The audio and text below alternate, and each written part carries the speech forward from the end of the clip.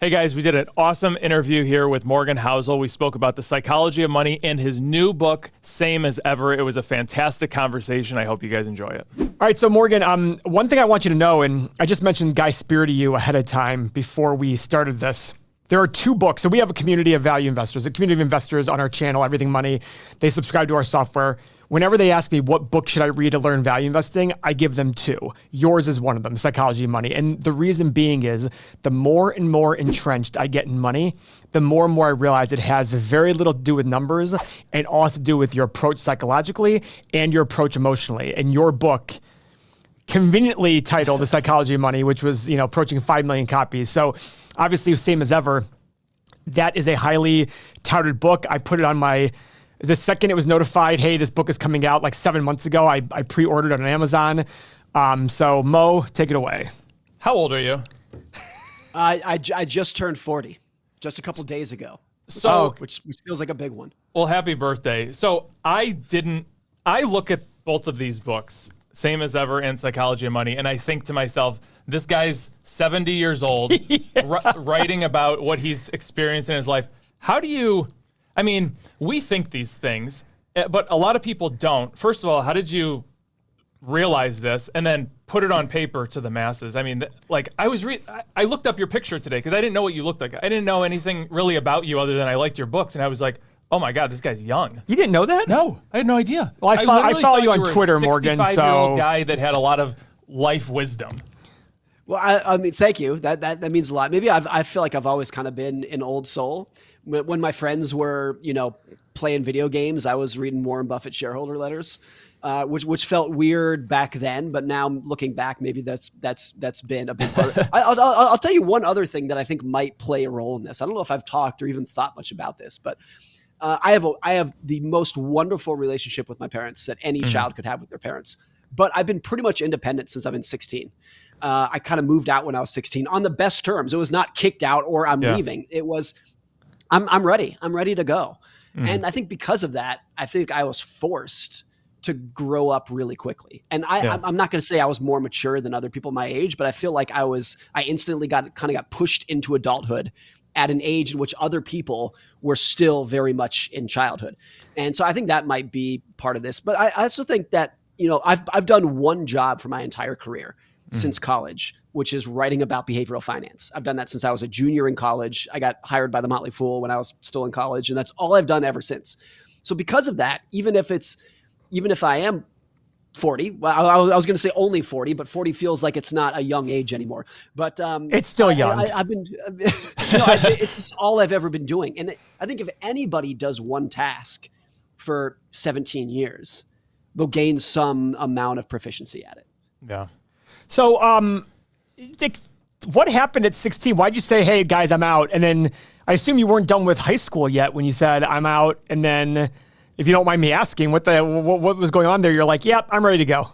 Oh, no. Yeah. So this is a great story in itself. I grew up as a competitive ski racer in Lake Tahoe. My parents lived about an hour away from Lake Tahoe. Where I grew up as a child was about an hour away. As I became a little bit better as a ski racer, I wanted to take it more seriously. I moved in with a friend who lived right in Lake Tahoe, right at the base of the mountain. So I wouldn't have to drive an hour each way.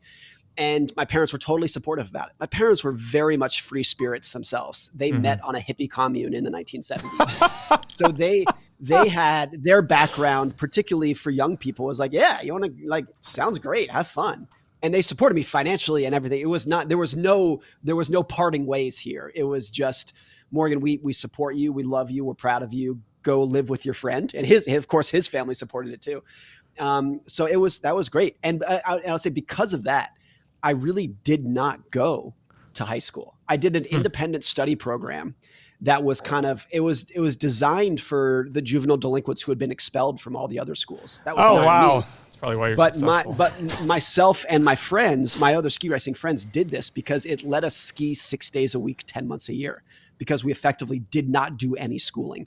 We had this independent study packets that when I was 16, they sent me a piece of paper that said high school diploma at the top of it, but we did nothing for it.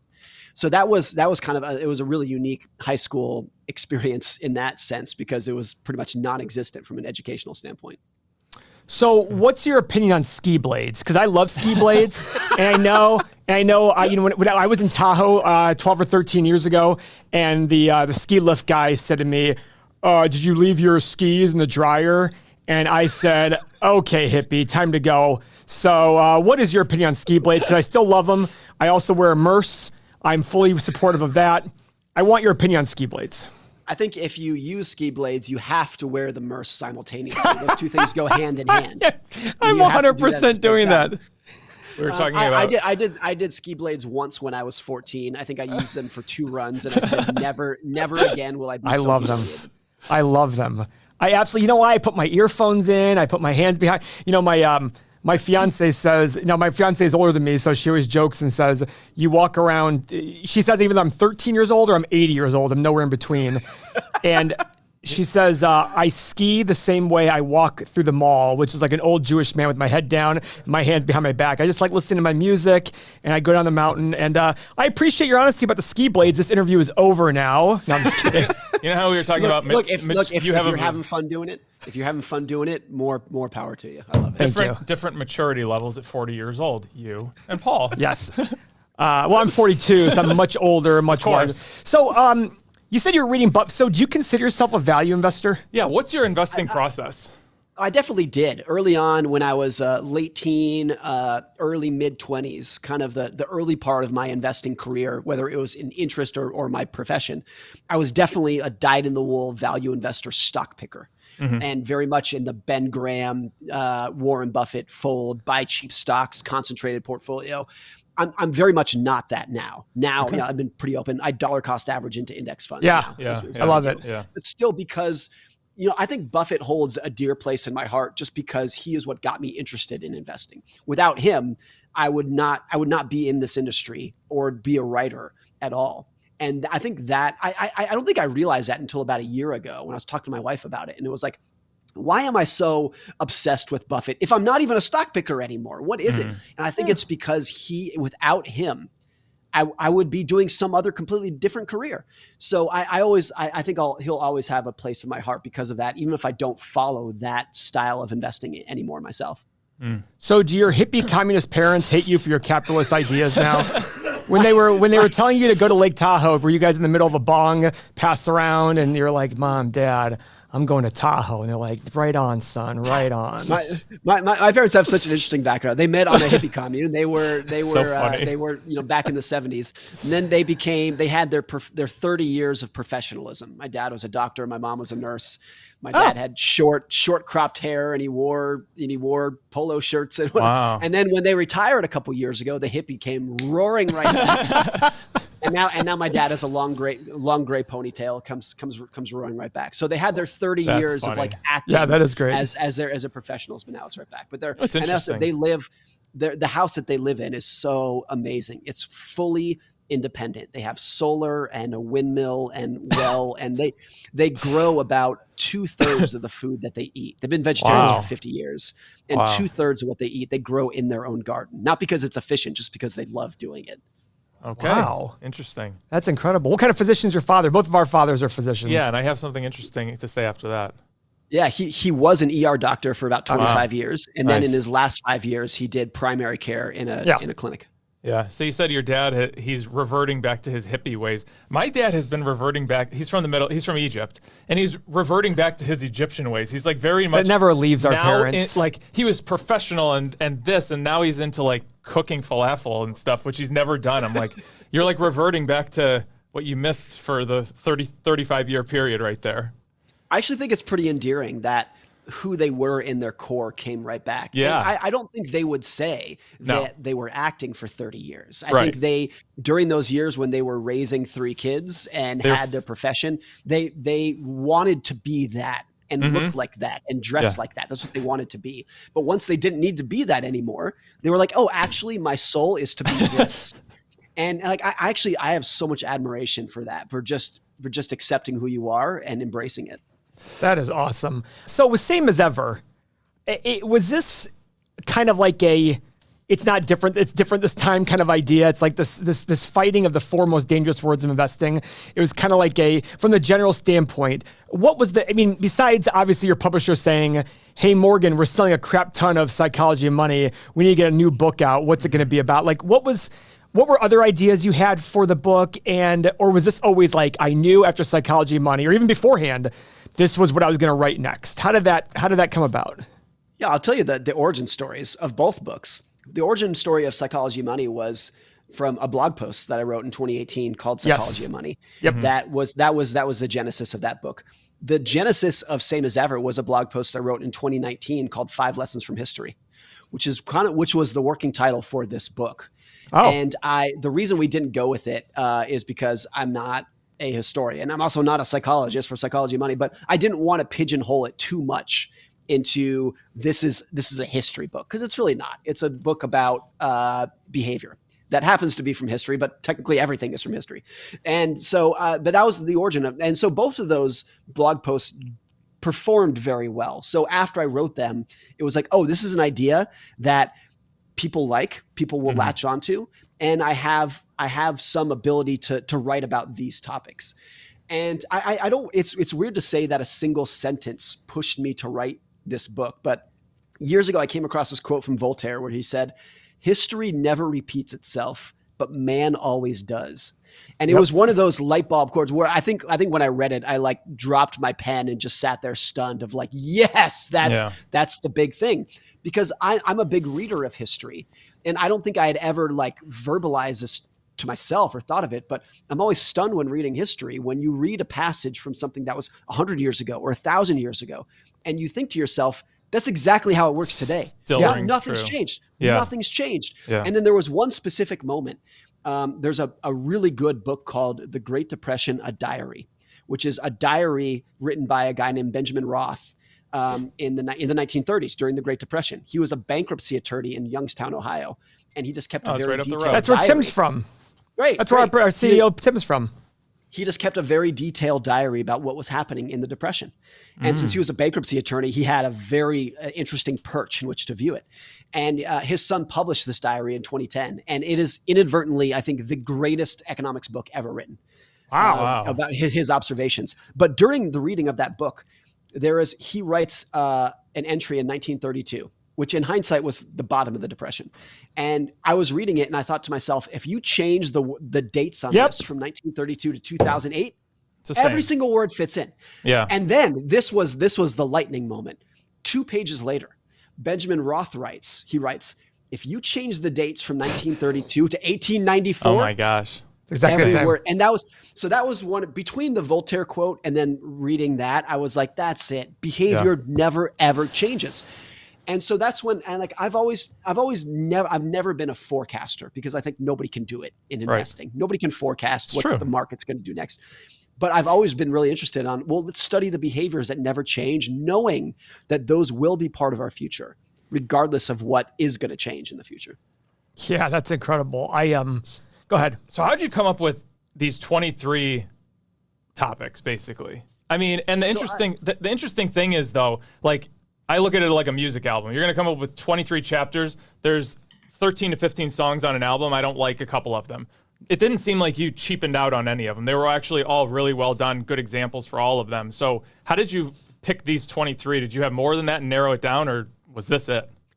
I think you could. I think if you wanted to make just a list, you could come up with thousands of things that never change over time. Yeah. I mean, tens of thousands. There are a lot of facets of human behavior. I mean, there were so many good things in here. Like in a book with content, you need to tell a compelling story about it. Yeah. And so really the litmus test for me is I just do, and this is how I blog as well, lots of casual, unstructured reading about all kinds of topics, always with a bug in my head about like, is the story that I just read about, the story that I just found, could I use this as a way to explain human behavior or explain money behavior? And so for Psychology of Money and this, it's really that. It's like, like there are things that this is something that never changes, and I'm passionate about this, but I also like need to tell a story behind it. So I'm always on the look for stories that I can use. Yeah. So for both books, every chapter, or at least most of them, begin with a story that has nothing to do with money or investing or the economy, but it's just at least in my view, it's like, oh, this is a great example of this thing that never changes. Yeah. Is your wife very happy that she thought she was going to marry a broke writer and now she's marrying a guy who writes best-selling books? No, here's the truth behind that. It never bothered my wife. It always bothered me. Because Really? all throughout college, I wanted to be an investment banker or a hedge fund manager. Oh, I know. so It's funny. annoying, isn't it? And if at age 22 you said, Morgan, what do you want to be? I would say I want to be the billionaire hedge fund manager in Greenwich on the private Good jet. God. And I think because I was dumb in 22, I would have said anything less than that will be failure. That's what I would have said. So when I started as a writer, it was a big dent to my ego and my identity of like, I'm a blogger now. I wanted to be a billionaire hedge fund manager. Now I'm a blogger. Like, how the hell did this happen? Yeah. And it actually took a long time for me to like get rid of that boogeyman off my back. Yeah. And now it's fully embraced, and I will never do anything else but this. But it actually took a long time for me to shed that identity crisis. So I bring this up in every interview we do because it applies, especially with Guy Spear. It's funny you said about that. I used to think to myself, if I was anything less than the richest person in the world someday, I was a failure. And it's amazing how that is great completely. Isn't it, but wait, it's so amazing that I can now say, isn't that the stupidest thing you've ever heard in your entire life? And it's absolutely true that I truly, fundamentally, in my core, felt that even third richest, I failed. And now I sit there and I think, go ahead. Here's the other thing that's so interesting about that. Elon Musk, who is the richest man in the world, just gave an interview a couple weeks ago where he, I think, very earnestly and honestly said, "You do not want to be me." Yeah. My mind, I think the phrase he used was, "My mind is a hurricane," or "My mind is a tornado," something like that, which I think is true. And honestly, I think if you looked at history, take the richest man in the world, whoever it would be at any period in history. If you take an honest assessment of their life, you do not want to be them. No. Well, Bill Gates writes that. Yeah. There's a reason they're they the got richest there. person in the world is because they have a single devotion to one thing, to their business, that has come at the expense of everything else: their family, their children, their friendships, their sleep, their health. All of that came at the expense of that. I remember Elon crying when he was right in the heat of Tesla, and he was like, "I never see my family, never see friends." And it was in an interview, I believe he was crying. But he still had the time to have 15 kids. Well, when you make the time, you got to make it worth it. That's true. And there's this another story from Bill Gates that back during the 80s and 90s, his like intense building Microsoft days, he removed the radio from his car because when he was driving to work, he did not want to be distracted by anything else in his mind other than, how do I build Microsoft to be the best company it can be? So he did not even want the temptation of listening to music, because it might stray his mind away from something else. When I hear that story, I think of two things. One, like, I'm so glad he exists, that there are people in the world who are that devoted. And two, I'm happy never it's in a not million me. years would I want to be that. And Yeah. I think that's a really important realization when you're trying to find your heroes. So I have an unhealthy obsession with Bill Gates.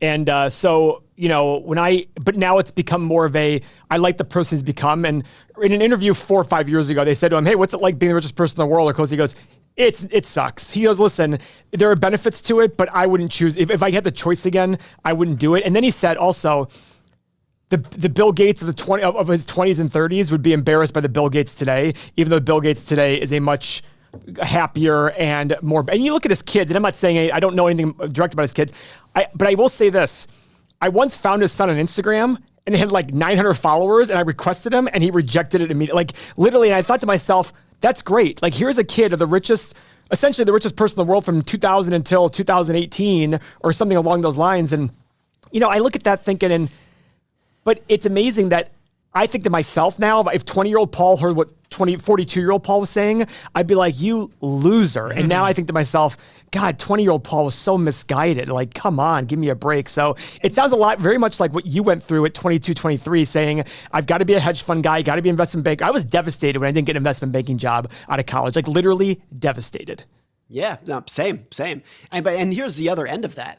Very likely, if not certain, that 62-year-old Paul and 62-year-old Morgan will also look back at us today. I hope. And be like, what were we thinking? That's the point. It's like a cycle of life. I hope. Yeah. I was talking to my dad 2 days ago, and he said whenever he hears somebody his age, he's early 70s, who says, "I have no regrets," he's like, "Really? That sounds like a terrible life. Like, how can you not, like, you're not living if you have no regrets." Yeah. Obviously there's a balance to that. You don't want to have catastrophic regrets, but I really feel like you're not if you have no regrets, you're either not honest or you live such a dull, boring life to not do anything exciting. So one of my favorite chapters of the new book, Same as Ever, was where you said that the little things can change everything. Oh, yeah. And I have a story to tell you. So you actually brought up the Kennedy assassination in the book. And I was driving home the other day and I was listening to the radio. There was a guy that was on the radio, and he's a sports book guy. But what he said was, the reason that I was born is because of the Kennedy assassination. I wouldn't have been born. So I guess his parents were dating. One lived in a small town, one was at a university. Classes were canceled that day because the president got assassinated. So his dad went home, and they had, What'd they do? They banged. They banged? Thank you. They banged, if you didn't get that. And he was the result. Are you calling the Kennedy assassination a small thing? So basically what he said, he's like, I mean, it's a travesty, but it kind of worked out in my favor. And I'm like, the little things. Isn't that crazy? I can't get enough of these stories. Like, you can imagine Lee Harvey Oswald like pulling the trigger and then a direct line to him. to him being born. And it's just like, what? So fragile. Yeah. So fragile like that. The other just example little things like that. in the book is 2 weeks before Franklin Roosevelt was inaugurated, he was in Miami at like a political event, and he was standing next to the mayor of Chicago, and somebody tried to assassinate Roosevelt. They fired the bullet. The bullet hit the mayor of Chicago, killed him. And Roosevelt, of course, survived. Everything went on. But then you ask, like, what if the bullet was 6 inches in the other direction? Right. And Roosevelt was assassinated 2 weeks before he was inaugurated. Well, how the rules back then was the vice president designee, because he was not inaugurated yet, would automatically become president. Well, that guy, I think his name was John Nance Gardner, was totally against the New Deal. And so none of those policies, for better or worse, that are still impacting the economy today never would have happened if the bullet was 6 inches in the other direction. So I think when you come across enough of these stories, you're like, who are we to fool ourselves that we know what the future is going to hold? We don't. Yeah. It's so fragile. It hangs by a thread. Yeah, it's a great, it's something that I've struggled with a lot because, like when you say, even though now I'm much better than I was 20 years ago. So Morgan, same with you. Like, I mean, I find myself still like looking at my fiance going, I don't want as much as I used to, but I still want more. Like I think to myself, well, I already have enough to live the rest of my life, but yet why do I still enjoy making a channel like this? Having more businesses, like doing real estate. I enjoy thoroughly doing these things. Now I'm lucky because they tend to do well financially. Like you don't write books just for when you're a publisher, like how did it work? So your first deal, when you first wrote a book, do you have like one deal and then after that the book is successful, then you renegotiate a new deal for X number of books? Like, so you still like to make money, but the point is, right? But the point is you're not sitting there and saying, what book can I write that will sell the most copies? Or are you? Maybe you are saying that because your publisher wants that. Well, what's going through your head? I think it's a balance. I think I've always thought to myself in a blog or a book. I mean, I've spoken about this before. I write for an audience of one, which is myself. I just write things that I think will be interesting for me. Never in a million years do I sit back and say, what do other people want to read? What will other people buy? I just want to research topics that I'm interested in, find stories that I find compelling. And then there is a leap of faith that if I like it, other people might too. Yeah. Not everybody, but some other people will too. So that's what I think about. It's like, I really like the craft of writing. And rather than thinking what book will sell, I want to finish a chapter and just think to myself like, ooh, that's good. That's a good one. That's that I get from it. Obviously there are economic incentives as well. And I want to make money of course, everyone does. The publisher certainly wants to, but to me, it's just like a book that I'm proud of in the end is really what drives me. Of course. Yeah. How many words per minute do you type? I'm actually a fast typer, but I will write one sentence and then I'll sit there and stare at it for 10 minutes. Really? Wow. One word. So you don't just roll. No. And then I'll look at that sentence relative to the previous 4 sentences and see how it all fits in. And I'll stare at it for a little longer. And then once I'm really satisfied with it, will I move on to the next one? For real? Yes. And because so how do you go back and edit? I mean, this seems like a process where you go back. Don't. Okay, I was going to say, if you go edit, you're going to be there for hours on one sentence. Because I'm so slow in that initial process, by the time I get to the last sentence, it's more or less done. So how long did it take you to write this book, Same as Ever? It's always hard for both books because I wasn't shy about this. All the chapters are based off of blog posts that I had written before. Oh, okay. So here's a blog post that I wrote, some of which I wrote 15 years ago. And so I'm like, okay, that's the skeleton, that's the springboard to turn that small idea into a chapter. So if you start a book from scratch, even if you're a fast writer, it'll probably take you a year, something like that. Maybe if you're really good, you can do it in 6 months. Okay. When you're kind of leveraging old research and material and stories, 2 months, something like that. Wow. Good for you. So now, now you're in the, so first off, I do want to cover this, like psychology of money. When you first wrote it, like really tell me, I mean, obviously the success has wowed you, right? I mean, you're not sitting there going like at home going, I knew this was going to happen. I mean, there's no way you write a book thinking I mean, I think I read something like 1 in every 1,000, maybe it's worse than that, sells even 1 million copies. I mean, it's so difficult to sell 5 million copies of anything. When you wrote it, did you think, this is pretty good, this might sell 100,000 copies? Or did you sit there, I mean, what was your, I think it's a hard question to ask and answer, but I think you get what I'm trying to ask. Like, how surprised were you? But don't be humble. Did you think it was a really good book when you wrote it? Well, I'll answer the part of like, what do we think it would do? And to prove there's no false modesty in this, I'll give you the numbers. The first print run was 5,000 copies. Yeah. Because we earnestly, so it wasn't like in the back of our head, we're like, oh, it's going to sell millions. We really honestly thought that's all it would sell. And if you know the book industry, getting 5,000 people to pull out their credit cards, that's hard. Easy. Particularly for content that they are used to getting for free in a podcast or a blog or something. To get people to pay $30 for something there is not easy. So I remember when there was like, we saw the initial demand and we were like, oh, we're going to bump this to 10,000 copies. We were like, we being myself and the publisher, we were like, holy shit, I can't believe this. And then I very vividly remember when we went to 20,000 and we had a conversation. We were like it might sell this many, but let's be realistic, it probably won't. But we can like give copies away to schools and stuff if we end up with a bunch. And then it just kept going and going and going. And now it's 4+ million. So never in a million years. I do think, to your point, I think when it first came out, I remember thinking like upper level swing for the fences goal would be 100,000 copies. But I knew that was a single digit percentage point chance that it might happen. That's incredible. It's always been, I mean, still, it came out 3.5 years ago and it's still, I feel like still every day I genuinely wake up like, what the hell happened? What just happened? I can't even imagine this. Yeah. I've seen a lot of people, and by a lot, I mean 5-6 people reading that book. The weirdest place I saw it, I was on a train from London to Windsor Castle and some guy on the train was reading the book. And that's I was cool. Like, that's weird. I've seen it a couple times I've seen a couple times. Do you say something? Do you say something? No, do you go up to them and you don't just look at them like this, stare at them until they finally realize what is going on? I would have a permanent marker and I would just sign right on the book. Grab the book and sign it. You're like, you're welcome. You'll thank me later. This is why it's a weird thing to see it live. See someone else read it. It's kind of weird. Because I think as a writer, particularly during the COVID years, I'm just sitting at home in my home office by myself. And you don't, even if you intuitively know the numbers, it's weird to see an actual human being holding. Right. You hear that. Like, it's a weird thing. Like we have 200 and some odd, 210,000 subscribers. And I think about it and I'm like, that's cool. But then it's like when you're out in public and somebody sees you, you're like, oh, damn. Yeah. Or somebody messages you and says, I'm like, oh, okay. Wow. Or here's a way to think about it. Those people are real. What is a big football stadium is 80,000 people, I think. Yeah. Is that right?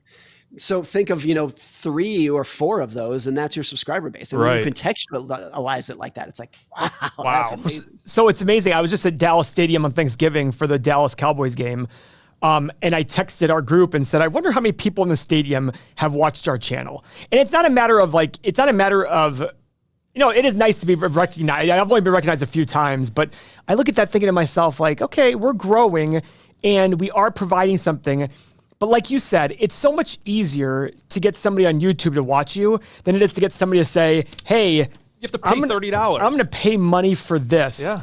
And like you said, it's a bunch of blog posts or podcasts they could have gotten for free, but they sit there and say, okay, this is pretty good. Yeah. Like that's why our few also, and this is I've made major compliment to you. A lot of our viewers say, Paul, write a book. And I always say to them, why should I write a book when there's books like Psychology of Money? And I have a list of 7 or 8 books. I go, they exist. What am I going to do to possibly top that? I'm not. Like, just read these books. You're going to do very well in life if you just understand the basic concepts of and your book is one of them. I literally have it on my phone of the 7 or 8 books I recommend to people, and I put them in order. And your book is one of the first 2 I put in order. I think it's pretty much the first one. It is the first one. It is the first one. I think it's more. I think having a good relationship with money is way more important than the actual money. Because it goes to the old adage. If you give everybody in the United States $1 million, everybody's going to be in the same spot that they're in if they don't understand. Yes. The majority don't understand money. It would change nothing. It would change nothing at all. Everything is just relative to other people. Exactly. I mean, look at this guy in California that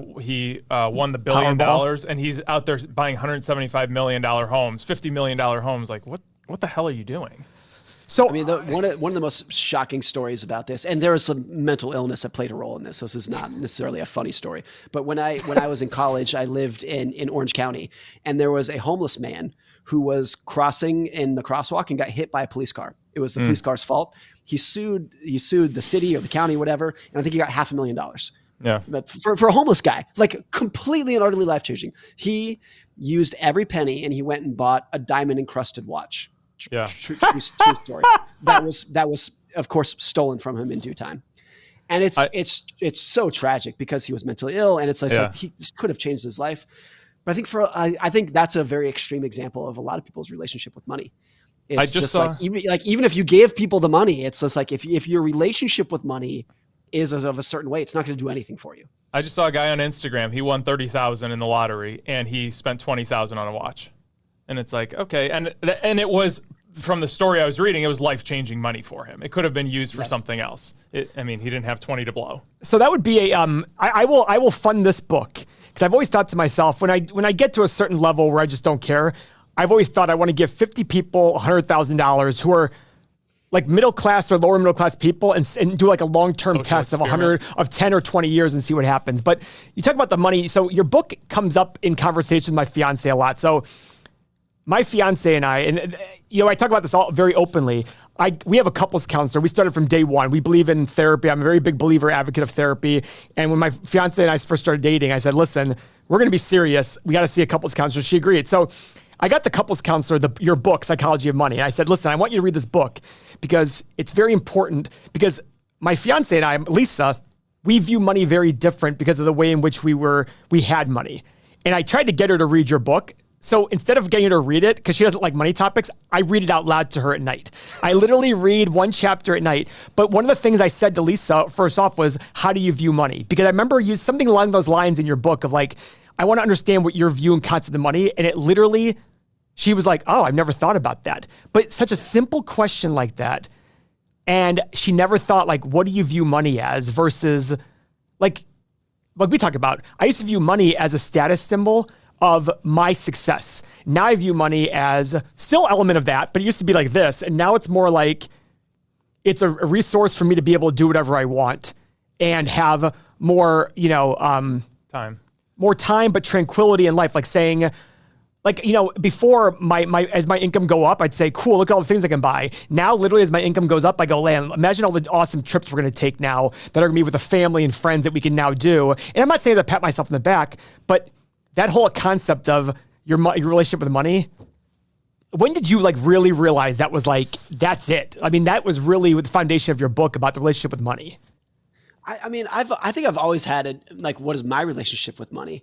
I didn't think about this until a couple years ago, but my mom told me not too long ago that literally when I was 3 years old, I would sit there counting pennies all day. So I don't know if that's like a natural obsession. I wouldn't count anything else, but just counting money was so fascinating to me. So I think it's always had this fascination, particularly when I look at the most broken relationship I had with money. It was definitely in my teenage years and early 20 years. And I think this is actually very common when you have no other skills to give the world, when you're not funny, you're not wise, you don't have any marketable job skills, then naturally, intuitively, you think to yourself, the only way that I can gain people's attention is by having a nice car and a flat sheet and a big house and nice clothes, because you have nothing else to offer the world. Right. And I think as you get older and then you're like, oh, what I have to offer the world is love for my children, devotion to my spouse, wisdom in my career that I can impart, whatever it would be, then your desire to show off, I think, naturally declines. Yeah. And I always think about that when you see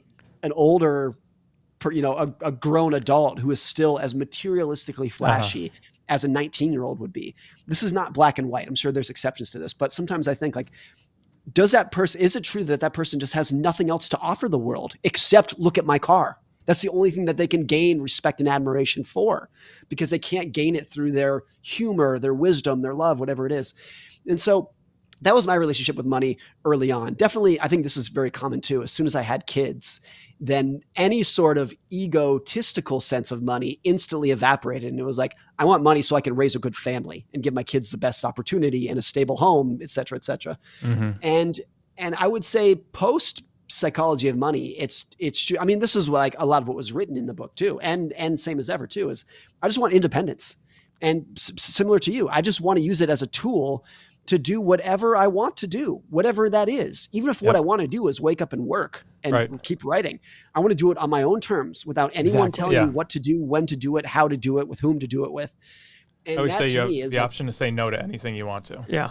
That's it. Yeah. And there's the well-known term, fuck you money. Like when you have enough money that you can just tell people to screw off. I want to think of myself as polite. So mine is like, please, no, thank you money. That's how I always view it. But I think that's the ultimate tool for money, is just being, and I think that is like a universal source of happiness, is just being independent. And able to do it. So that, to the extent, like, that's my relationship with money now, is just that's fantastic. I mean, I think that's the ultimate goal. I mean, it's easier now that we've found it, it's easier to say now, but it's, I think we're constantly finding it. And you're evolving. Actually, there's two takeaways I had from your book. Number one, assessment of risk. So I really like that Houdini story. I did not know that Houdini died that way. Yeah. So for those of you that haven't read it yet, Houdini was notorious for being punched in the stomach, but he was always flexed, and he would have strong people hit him. This time he just got hit by a random guy that just went up to him, and I assume he died from internal bleeding. But yeah, I think his appendix or his spleen ruptured. That was it. He died the next day. And it was like the skinny little college kid. Houdini was not a large person, but he was small. His claim to fame was that he could bring up a 6'5" burly guy and say, have at it. And Houdini would not even flinch. Yeah. But the skinny little college kid who punched him when he wasn't expecting it killed him. Right. And so I use that as an example of, like, risk is what you don't see coming. It's not the biggest force that's going to attack you. Like something that is giant, but you're expecting it. It can be not that big a deal, but a tiny little thing you're not expecting can literally kill you. Yeah. So risk and investment. I mean, I get maybe, but again, you can think about all the risks in the world. There's probably going to be one there that you're not going to see that's going to come out of left field. The black swan stuff. Yeah. Yeah. I mean, it's always, I don't think there's ever been a period, even like a 1-year period, in which the biggest risk in hindsight was known at the beginning of the year. Right. I mean, what's the biggest news story of 2023? At least so far, it's Israel Hamas. Yeah. Which no one, even like the geopolitical experts on the ground, predicted at least that in this magnitude happening before it happened. And any given year, COVID, 9/11, Pearl Harbor, all of like the big things that moved the needle. Right. Their common denominator is that nobody saw them coming until they happened. Right. You know, it's interesting. I always joke with people because I think market's overvalued, and people say, what's going to cause the trigger to happen? And there's a guy named John Hussman. Are you familiar with John Hussman? Oh, yeah. You actually look a lot like John Hussman. Has anyone told you that? Are you being serious? No, I'm being totally serious. Look him up. No, I know. I know. I went to Michigan for college, and he used to be a professor there. So I've always had that kind of like, bit of fan of his. And so anyways, he's gotten beaten like crazy in the last 10 or 12 years from his performance. But he has such great insight on things. And one of the things he says is that one of the analogies he gives is, listen, if there's a room filled with gasoline and there's a fire in the corner, I don't know which spark is going to cause the explosion, but I know one thing. There will be a spark that causes the explosion. And I always find it interesting that I always tell people, I used to have a guy who was a quote unquote money manager. He said, Paul, we don't think stocks are going to fall because we don't see anything in the horizon that would cause that. I'm like, oh, shit. That's the point. You don't know these things. And on the flip side, I've been short the Magnificent Seven, or half of them, about 3 of them. And this year, guess how well that's gone for me? It's gone absolutely terrible. And I did not foresee. And I remember thinking to myself, what are the chances that NVIDIA hits all-time highs? It's probably pretty small. Whoopsie-daisy. It went 30%, 40% above all-time highs. So, it's on both sides. But I look at it saying, okay, these are good learning lessons, but you got to remember in your and I hate to keep going back to psychology of money, but one of the things you say is it's about staying in the game and having a long horizon about it. Yeah. Warren Buffett was worth $3.5 billion at 65, and now he's worth $120 billion. So he made more money from 65 to, he made 30 times more money from 65 to 92 than he made from 0 to 65. But one of the things he did was he stayed in the game and he started early. And that's what's so great about your book. And I'm not trying to just force it, but it's really important to me, when you talk about risk, what in this book, what do you think are your key? Houdini thing is a big factor. Is that one of the big things you want people to take away from your book, or what is it that you really what's the key takeaway from Same as Ever? Not to say don't read the book, guys, but keep observant on what are you really trying to hone in on? Is this time it's different? Kind of the incorrectness of that. So go ahead and take that from there. I mean, I think the reason I included that as the first chapter is I think that really drives home the entire thesis of the book, which is stop pretending that you can predict the future, whether it is in the market or geopolitics or whatever it would be, or in your own individual career. When you assess how fragile the world is and how risk is what we don't see, you realize that we have no clue and never have. But I think the idea that the future is uncertain is too painful to bear. So we keep pretending that we can predict. Right. And there's a great professor named Philip Tetlock who has done the best work on the science of prediction. And a lot of his work is showing how bad people are at predicting despite their confidence. And someone once asked him, they said, look, you published all of this amazing work showing how bad people are at predicting politics, the economy, whatever it might be. Will people ever learn their lesson and stop predicting? And he said, absolutely not. No, never a world in which that's the case. People will never care about the results because dealing with uncertainty is so painful that latching onto a forecast, even if we know it's wrong, feels better than just admitting we have no clue what's going to happen next. So I think that's a big thesis of the book is just let's try to get over that, at least at the individual level, that we can do it. And rather than giving up and becoming fatalists, let's instead focus on the behaviors that do never change. Yeah. And that's the thing, from my, I've been bearish on the market for a long time because I saw valuations. I was like, okay, I remember back in 2017, 18 going, listen, we're at valuation levels that have only been higher one time in history. It was .com. That won't happen again. Whoops. You know what I mean? It's okay, that really, but I'm young, I'm 42, and I'm one of those people who looks at money as I always joke with my fiance and say, or friends, I say, I want to die at 100. And I still work every day, not because I have to work, because it's so enjoyable to me that I can do that. So I look at it going, okay, these are F-ups that I've made in the last 4, 5, 6 years, but okay, I'm only 42. I have plenty of time to recover from that. So, it's balancing those things. But the great news is when you sit there and learn these lessons, I will never forget the lesson in psychology of money where the guy skipping $1,000 coins across the water, $100 million down to zero. And, it's insane. There's that old Stoic quote that says the rich man is the one, the poor man is the one who thinks he doesn't have enough, or something along those lines. And boy, those things really stick with me going, I really believe in the one lesson I learned from my shorting the Magnificent Seven was I risked what I had to get what I didn't need. I was just man, that was a good one for me. Now, granted, I still think my shorts are going to work out because they're long-term call options. I still think I'm going to be fine on them, but it's still nice to see this pain of going, oh my God, my account fell that much when the market's up. Okay, that's fine because I'm on a long-term bet, but why did I do that? Was it worth that aggravation? For me, it's fine. But my brother harassing me every single day going, did you see it again? It's that was where I just go, okay, I'm fine with it. He actually says to me all the time, man, I'm so jealous of you. How do you handle it? I'm I just think to myself, what's more likely, that NVIDIA stays at 500 and keeps going to new all-time, or that in the next 2 years we have some sort of real massive correction? Okay, I'm going to take that bet. And if I'm wrong, I'm wrong. I'm fine with that. But for him, it's the emotion of seeing the account go down. So I'm blabbering about that just to say, it's very important to understand yourself in your money approach. You used to pick individual stocks, now you're ETFs. Where was that transition from? Usually it's the other way around. Right. I think a lot of that would be, I think I eventually came to terms with picking stocks was not what I wanted to spend my life doing. What I wanted to spend my life doing was hanging out with my kids, going for a walk, going kayaking with my wife, all these other things that did not involve sitting in Excel calculating, net present value. And so because of that, I think that's the beauty of index fund investing, is just like the time it gives you back to do what you want. Right. Now, I always make the point that there are not only some people, but a lot of people who love picking stocks, love the activity, love the hunt.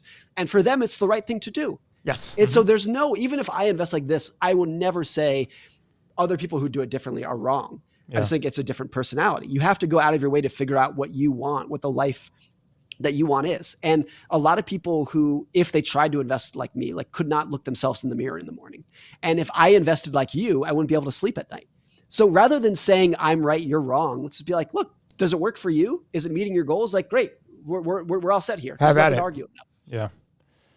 My second big takeaway was stepping away. And well, I'm not one, I never say I'm busy because I think that's stupid. But I hate that. The one where people, I don't remember who said this. It was said a very long time ago. Man's problem comes from they can't sit in a quiet room by themselves and think. And there you go. So I think that you basically challenged me. I put it in my phone where I'm going to kind of step away from my phone. I use my phone a lot. But I think it motivated me to do that, to kind of step away and just think. And you don't need to be entertained by something at all times. I mean, that's a big problem that we face right now. So obvious that everyone, it's almost cliche to say, but I've noticed this with myself. I'm dealing with right now, this morning, a business issue. Doesn't matter what it is, but it's caused me a moderate amount of stress.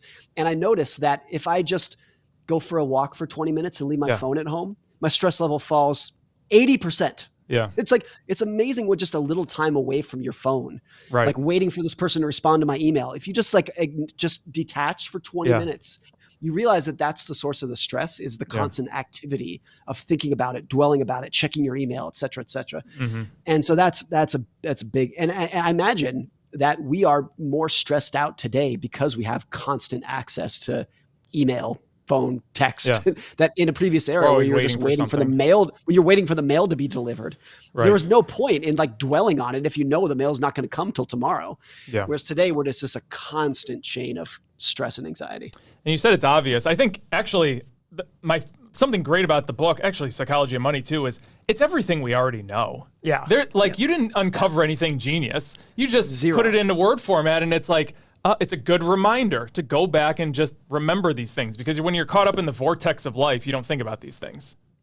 I also think there's infinite opportunity for people to do this in other topics you don't need to discover something new. Right. You can take what has already been known, maybe already been known for thousands of years, and try to explain it a little bit better with a different story. That's what you do very well. Already been known and already been said, because that's what you did. You condensed things in a very good way. I think that was another career turning point for me too. Yeah. I think I used to try to look for brand new insights that nobody had said before. And it's just you can't. Everything has already been said. Everything important has already been said a million times. You even have a chapter in here on complexity. It makes you sound very smart and intellectual, but simplify it.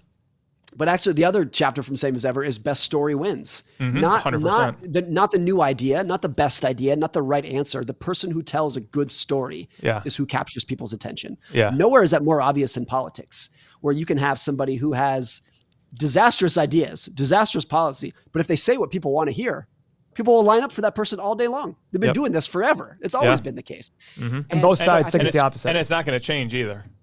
No, never. It's always been like that. Always will be. And it's like that in business. It's like that in investing. If you tell people what they want to hear, they will line up and nod their heads, even if what you're saying is wrong and factually incorrect. Complete BS. What they want to hear, and it's a good story, they will remember it and follow it. Yeah. Yeah. So it's the thing that fascinates me the most about you is, and I'm not saying this to really edify you, you're an incredible storyteller. And I look at it going, in law, for example, I remember I was always fascinated with the OJ trial.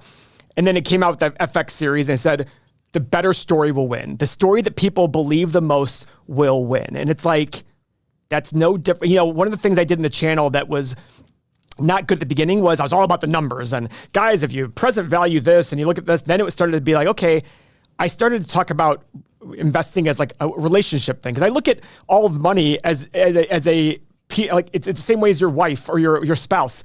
You guys get in a fight, it doesn't mean your marriage is over. And when the day you get married, one of the best days of your life in marriage doesn't mean your marriage is gonna be like that the rest of your life. Same thing with bull markets and bear markets. But man, your storytelling is absolutely incredible. I mean, that's why I say I would be wasting people's time by writing a book, because you just do it so well. And I'm not saying that just I'm not saying that to get you to be so excited or even sell some books. So you look at our other interviews, I don't say that to the other writers. And I thought Guy Spears' book, The Education of Value Investor, is a phenomenal book, but it's his life, his story. That's a different thing than you sitting there saying, okay, how do I explain this topic using other life examples that everybody knows who Houdini is. Everybody knows that. Everybody knows more or less that he was a risk taker, and it took that one risk that he did not see coming, and it was over. I mean, first, thank you. That means a lot to me. A lot of it has been, I think the storytelling component came in as just a survival mechanism as a writer. Because if you're a finance writer and the blogs that you're writing are, here's what the Dow did today, you're done. It's the same as everybody else. No one's going to follow that. You have no edge whatsoever. You're toast. And so I think literally just to survive, not because I thought it was a good idea, but to survive as a writer, I was like, I got to start. Like, how can I stand out from the crowd a little bit? I need to start telling stories that people will remember. And that's really where it came from. And back to, I write for an audience of one. If I was just writing statistics and bland ideas, it would not be interesting to me at all. What gets me excited is writing a story that when I write it, I'm like, oh yes, that connects this dot that I've been trying to figure out in my own life. So I think it's more exciting for me, which is what makes it fun to do.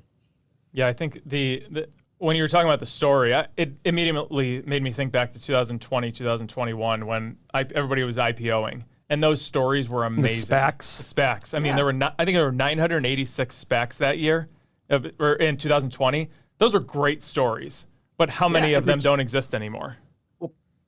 I'm not an expert on it, but I think the regulatory details for pitching them in the roadshow were very different. So you could basically say whatever the hell you want. Whatever you want. Whereas and they all told really good stories. I remember hearing these ideas. I'm like, damn, that's a really good idea. I don't think it's going to happen, but it's a great idea. It sounds convincing, particularly in a world where interest rates were 0%. The stories are all that matter in the valuation. Like the story of what this could be in the future is way more important than what it is today. And also in a social media world where stories can just fly around the world in 2 seconds. And no matter what you're saying, there's going to be a million people who are going to latch onto that particular story. Right. It was just like sky's the limit for this period. Yeah, absolutely. So do you and your wife differ on your views of money? Or are you guys pretty much in line with it? Or what's the dynamic with, do you ever tell her like, well, honey, there's a book called The Psychology of Money, and in it, the writer, who is a brilliant, handsome man, he says this. She read just before the book, the week before Psychology of Money came out, she read half of it and she said, pretty good. And that was my assessment of it. No, what is our relationship with money? My wife is, and I'm not just saying this. I mean, we could go into like standardized test scores. She's much smarter than me. She's much more analytical than me. But even since before we were married, we kind of merged our money even before we got married, because I think her view was just like, it's better if one person is making the decision and I trust you. So she is utterly capable of doing it, but I make all of the financial decisions. That's probably the wrong way to phrase it, because I mean, the big things, it's a decision that we make together, but never in 17 years have we had a disagreement about money. Not even because we're always on the same page. I think it's just like, it's trust that I'll do the right thing. And I don't always do the right thing, but I think her mindset is just like, it's going to be best for everyone if I just say, I trust you, you go and do it. Now, once a year, I will kind of like force her to sit down and I'll be like, let me go through our net worth. Just so like, if I die, just so you know where it is kind of thing. And honestly, she's really not that interested in it, because I think she has a very healthy relationship with money of, this is just a tool to raise our kids. And it's nothing more than that. It is not a representation of our self-worth. It's not a representation of our identity. It's a tool to raise our kids. And if we haven't enough in there, that's the only box I need to check. And we're just going to go do it from there. So, and I think both of us got really lucky in that, because obviously a lot of couples could not tell that story. Their story is a constant chain of conflict and disagreement and whatnot. So I think we just really got lucky with that. And we also had very different upbringings with money. my family, despite my dad being a doctor, we were very, very cheap. Lived a good life, but my parents spent way less than they made. Her parents were a little bit more spending centric. And so when I was a kid, the phrase I heard over and over and over again was, we can't afford that, even though we could. That's what my parents said over and over again. No, can't afford that. Can't afford that. Her parents was almost the opposite. It was like, if you want it, we can go get it. Her dad grew up very, very, very poor, just absolute destitute poverty, and then was a pretty successful businessman. And I think because of that, her dad took a lot of pride in spending because it was a representation of what he had overcome. Right. And so that was her, but it was very easy for her to kind of merge towards my view of money, of just like, no, it's not who I am. It's not who we are. It's just a tool for us to try to live the best lives we can. Right. Right. So when it comes to like splurging and things like that, I mean, who's the big splurger? Does she, I mean, I get fascinated with this because I always, there's some people who just spend on everything. And I think those are people who don't have a good, healthy view of money. And there's other people, the belief I have is when I like something, I'm going to spend on it. When I don't care about something, I'm not going to spend $1 on it. It's not going to even affect me one bit about spending money on it. But, I think about it. It's interesting to me that your wife views it that way, but she grew up in a household where they spend a lot of money. I mean, it's just weird because my father, as a physician, he saved like 90% of his income, and he almost looked at it as like, you're bad if you spend a lot of money. And so I grew up with this mentality of, if you spend a lot of money, you're bad. Like, it's not a good thing. And I've now come closer to the opposite side of, I realize more and more things are about balance. So I don't know. I get fascinated with married couples and how because I know Mo's wife to be and my wife to be, they both like certain things that are very nice. And I like those nice things too. Mo likes some nice things, but we tease them for things. But then Mo goes out and buys a $100,000 pickup truck at the drop of a hat because he wants a pickup truck. And then, there's these things that we all do that are completely inconsistent with other things that we say, right? So, I mean, how do you guys handle that as a couple? Or is it ever, and I even like, we just don't splurge? Or you guys just like live in a, I don't know. I'm really asking because I'm interested to hear what the person who wrote these 2 books, how they spend their money. We have always, since college, bought anything that we want. The key though is I think we genuinely don't want that much. There's some level. We don't live in a burlap sack. We live a very good materialistic life, but I think it's just a natural. It's not even like an intentional. It's just a natural, like that's not our identity. I think there's a big difference between frugality, which is denying yourself something that you might actually want and you could afford it, but you're denying yourself of that pleasure. And there's a difference between that and not wanting something because you seek your identity from other things in life that can't be purchased. Interesting. And it's a really important distinction to make because there are a lot of very wealthy people who are cheap. Yeah. Just don't, they save 90 or 99% of their income. Right. And some of those people are frugal. They are denying themselves pleasures that would make their life better. But I think a lot of them are just like, look, I get my identity and I get my pleasure from things that don't require money. And because of that, I have just like society tells you that you should want a big house, an expensive car, and nice jewelry. And some people do actually want those. Some people don't. And I really admire the people who are like, society tells me I should want this, but I actually don't. I actually want that. And that's what I'm going to pursue. And that could be time with your family, exercise, going hike, whatever that is, if it doesn't cost a lot of money. So I always think of that distinction when I realize that we've always had a very high savings rate. And I ask, are we being frugal? Are we denying ourselves something that we would actually like? Or is it just like, we're just kind of like, no, society tells me to want that, but I don't. The one thing that I'm proud of is when we bought this house in 2020, it was 50% above our budget. And it was still a house that we could afford. But I was like, that's actually a really good indicator that when we find a house that we're like, this is 50% above what we wanted to spend, but I really like it, that we're willing to do it. And I think it's dangerous if you're not, I think if you can't do that, then you're being frugal. You're not, you're denying yourself a pleasure. So if you can't do that, and if you don't have examples of yourself doing that, then I think that's an unhealthy relationship with money. So it's interesting you say that because I always, and here I am, the idiot that I am, arguing with the person who's a writer and probably knows 8,000 times more words than me. I used to always say there's a difference between cheap and frugal. I always felt that cheap was denying myself something I wanted, and frugal is if I want something, I'm still going to try to find a good deal on it, but not denying myself. And I don't know if I think word wise, that's probably a better description of it. Should I be writing your books for you just really quick? You should. Okay, we'll get on a Zoom. I'm gonna need $1 million signing bonus, but because I don't like cheapness. I love frugality. Like and I think to myself, there's that balance of if you already have more than you need, then why deny yourself? But if I don't want it, then what do I care? You know what I mean? It's this back and forth that my wife and my fiance and I just call her my wife because we're whatever. Like we've had shared accounts for years now because I just look at it going, this is stupid. Why are we not doing this? Even though I came to the relationship with a lot more money than she did. But I look at it saying, listen, we're not going to deny ourselves, but I don't believe in just buying because we can buy. You know what I mean? And for example, my fiance she loves handbags. I love handbags. Like I love it when she sees a handbag she loves. Merce. But I love more. Merce, right. Oh, I have 2 Merces. But the thing I love the most though, Morgan, is that she'll see a handbag she loves, and she'll say, no, I already got one that looks like that. I don't need that one. And that brings me so much satisfaction because I look at it going, here I am telling her buy this. She goes, no, I already have one that looks like that. I would be replicating the same thing. And most women would kill to even have that one bag. And it makes me feel like, oh, this is great. But then she does other things. Like we're finishing a house right now. And it's funny you say about 50% because that's why I put my head down because literally we're at like 60% more than I want to spend. But it hits every check mark that we had. And it's like, this will be our all-time house forever.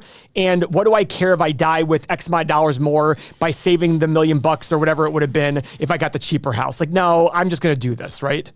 Yeah, it's so important. I look back, I try to think of our life. What if we didn't buy the house that was 50% more? What if we stuck within our budget?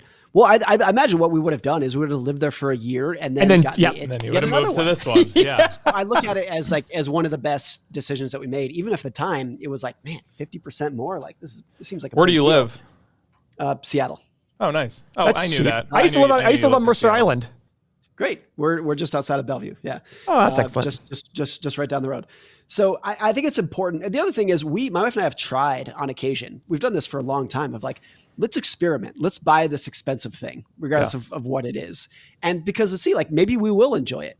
And 9.5 times out of 10 after we do it, we're like, didn't really do anything for me. Yeah. But I'm glad we tried because I think if you don't try occasional you'll things, never know. Let's try a super fancy restaurant. Let's try like, hey, let's get a really nice piece of jewelry, like whatever it is, just experiment with it. And once in a while, you're going to be like, oh, I actually did enjoy that. Let's keep doing that. I mean, mine is I will never again in my entire life fly coach.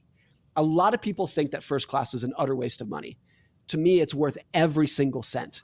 And to each their own. So. You just have to find. When they give me experience that I since COVID, I used to fly first class only. Then COVID happened, and I hate flying first class. You're an idiot. I think it's absolutely stupid. They give you the worst food you could ever have. Oh my God, it's actually pretty good. I think it's terrible. I think if it's like the same price, I'll fly first class. But now. No. It's never the same price. When is it ever the same price? First row of coach. Do you understand economics? Do you understand business? You don't have the same price for the good thing versus the crappy thing. Do you understand that? So if it's like $150, go ahead, Morgan. First class. No, but I think it's actually perfect that you disagree because this is my point. Everyone's got to find their own little quirk that works for them. Because there were a lot of people who would see things that my wife and I spend our money on or don't spend money on, and they'd be like, "You guys are missing out." And we're like, "No, that doesn't do anything for us, but this does." And so everyone's just got to like experiment and find their thing. So I went to a Michelin restaurant for the first time in August or September. Oh, it was September because it was around my birthday. So we went to 2 Michelin restaurants in the same week. I had never done that before. I will never do it again. It was the dumbest thing. First off, you will do it again, and it is the dumbest thing ever. I agree. I hate the dumbest thing ever. I hate spending money on food, but I do it because my wife and my brother love it. But Mo, you are delusional to think you're not doing it again. Maybe you can go. Maybe Lisa and Nicole can go together, and I don't have to go. Listen, I agree with that. My joke is, why am I going to spend $1,000 for this meal and I'm going to shit it out in about 3 hours on the other end? But again, I don't care. I'm not a wine drinker. I like Coke Zero. It doesn't bother me. Doesn't matter to me at all. But then again, I'm going to say something you're going to hate because I already saw it on your wrist. I always tell people, Apple Watch? Seriously? What are you doing? Because I'm a watch guy. I love watches. See, I tried years ago. I got not a fancy watch, but I was young and I got a tag, which at the time was like, oh, this is expensive at the time. Yeah. Were you graduating from high school? I think I was in college, but even when I got it, it was like no, this isn't really for me. And this is the one I want. Really? So it's funny. And by the way, I'm a watch guy. Like literally that's the thing. If everybody said, what does Paul love? It's watches. So, but it's just funny because I look at Apple watches and I sit there and I think I wrote on Twitter recently to be a prick. I wrote, I can't take you seriously as a business person if you wear an Apple watch. It was kind of like my way of saying like, but I do believe it. I do that on Twitter just to get a rise out of people, just to see if I can get some because I'm about ready. I literally was writing a message to, John Hussman. I wrote, hey, Hussman, JP, I'm interviewing Morgan Housel. I write this. I was going to bring this up just to cause a thing, but I like the fact that people have their thing and they say, I am going to do this. And then I love the fact that they go, it's not a big deal to me. Like when Mo fights this whole first class thing, I think it's kind of like a shtick now as opposed to like what he really believes. Not a shtick. But real. You know what? He won't fly coach overseas. No, I won't. Because you actually get something for it. It's like you get 5 times more money. I don't care. It's worth it. I agree. It is worth it. 100%. There's so many things like wine too, where I'm just like, maybe I just don't have the palate. I have tried good, expensive wine. It doesn't do anything for me. Yeah. So for wine, $15 a bottle is my peak. Maybe 20 if we're going big. If you're splurging. And I know a lot of people who are like, you're crazy, you're missing out on it. And I'm like, no, I don't think so. It's just where everyone's different. That's actually what Guy Spear told us. Yeah. So this gets back to don't just follow what society tells you to want. You have to figure it out for yourself and realize that look, you and I don't think you and I even disagree on the first class. We just have different, we're just different people and everybody's different. So you got to figure it out for yourself. And that to me is independence. When you can say, screw what society tells you to want, I'm going to figure it out for myself and do it my own way. Well, the story we always give is Mo and I, right before COVID hit, we were at a cigar bar and a guy that Mo and I are significantly wealthier than called us animals because we always bought used cars. Until this recent boom in used car prices where you were better off buying a new car, we always bought used. I'm like, yeah, why should I'd literally buy like a year or 2 year old. I'd buy a nice car. I'd buy a Range Rover. I'd buy all these nice cars, but I'd be like, hey, instead of spending 120, I'll spend 80 for a 1-year-old car with 7,000 miles because some other guy said, oh, my wife's done with it. Let's trade it in. And he literally looked at us and goes, you animals. Like he literally looked down at us and we looked at each other like, you're the idiot, not us. Again, it was just a perspective thing. But the funny part was he looked at it. And I tell people, if you're going to lease and you want a 3-year lease and you like to change your car, more power to you. But for me, I wanted to be able to save that. I looked at it, I looked at it as I have 40 grand now to spend on watches if I really want to spend. That's what I thought. I'm like, watches matter more to me. So I'd rather save the 40 grand on that car and go buy 2 really, really nice watches that I've always wanted that I'll have for 60 years.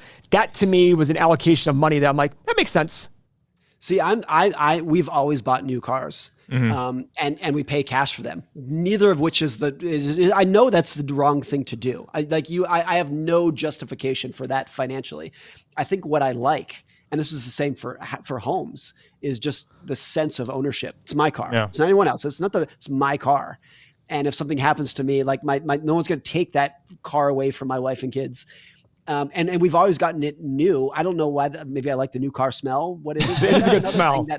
That I think financially you can't justify it at all. There's no justification. I'd be better off leasing or buying used cars. But I'm like, no, I like it. I took this to extreme with this house too.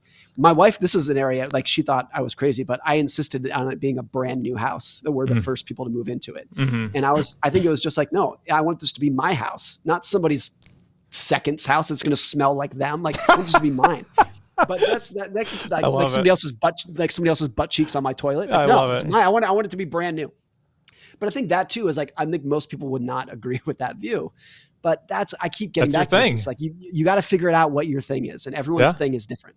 And if your thing is always the nicest thing, that to me is an issue. Right. But you know what I mean? Right. That's where, I tease Mo about the first class thing only because he takes such a hard line stand. Plus, I love teasing his fiance that we're flying first class and they're in the back in coach. And I love doing that. But at the end of the day, I know Mo's a spend. He will spend money. He buys these ridiculous pickup trucks. I go, you bought that thing for how much? He's like, oh, I'm so excited. I paid $9. I'm like, this thing is, but literally, it's a truck. But the funny thing is, he's like, it just boggles my mind that out of all the cars out there, that's what you want, an F-150. Yeah, an F-1, I'm like, okay, more power to you. And he goes and spends what I spend on a Range Rover for an F-150. I'm like, all right, have fun. You know what I mean? It's more power to you.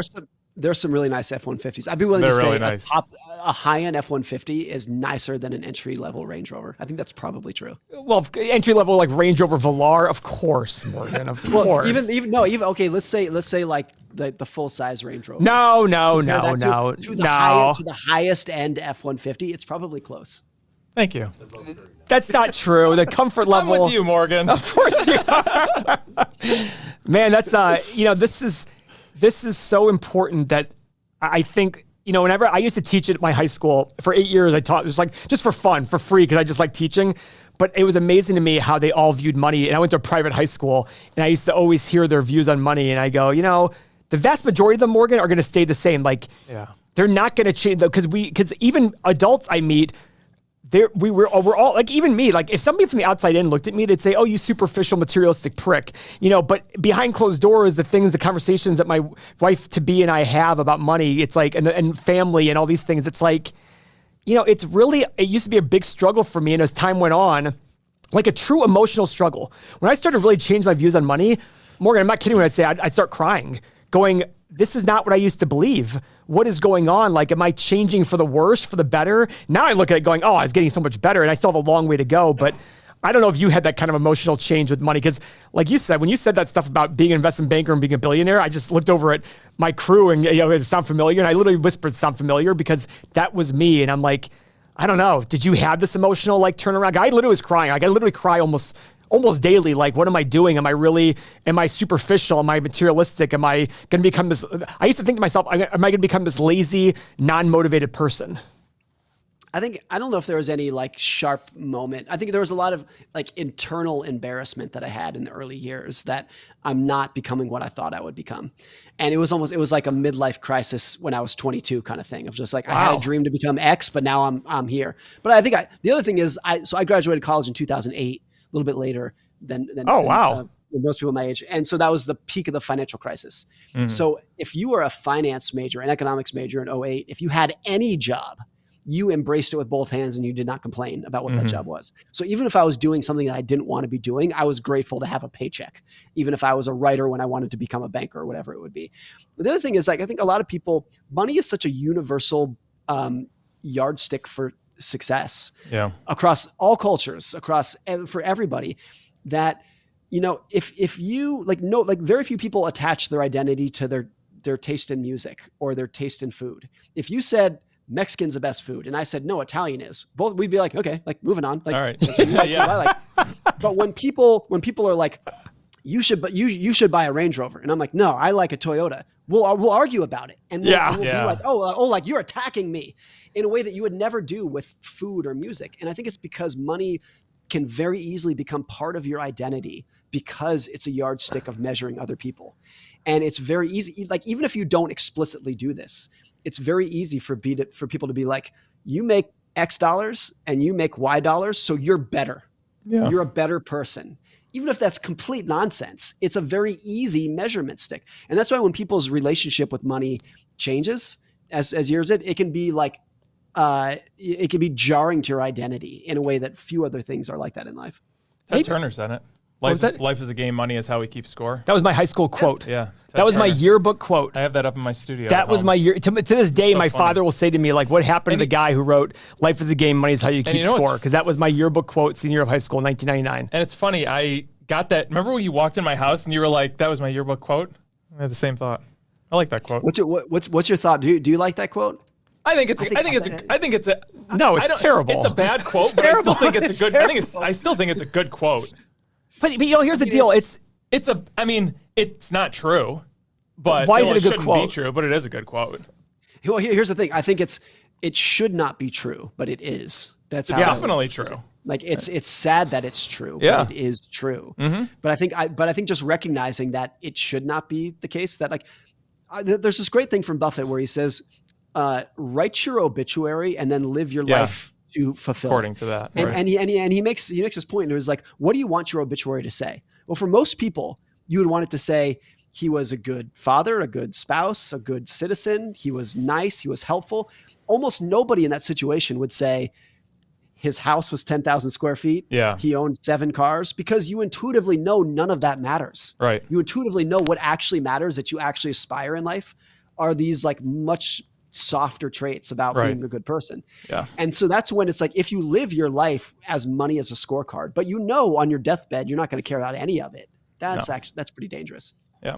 Yeah. And that's why, when you say it's a good quote, it's a good quote because so many people live by it. And by the way, I truly believed it when I wrote it in my high school yearbook. I was just like, yeah, I'm going to be a better person because I'm going to make a lot more money than everybody else. And I don't know, like I said, that's why it was very emotional for me. And that's why when I said earlier, when I'm 62, I hope it's changed even more because I know I'm going to have more than I need. I already have more than I need, but it's funny because I have a good friend of mine who we talk about these kind of philosophical things, I guess you'd say. And I always say to him, part of my transition was worrying that liking anything like nice watches was going against it. And he always said, no, you can like nice things. It's whether you define yourself by those nice things. Yes, that's what matters. Yeah, but that was a tough thing for me to embrace.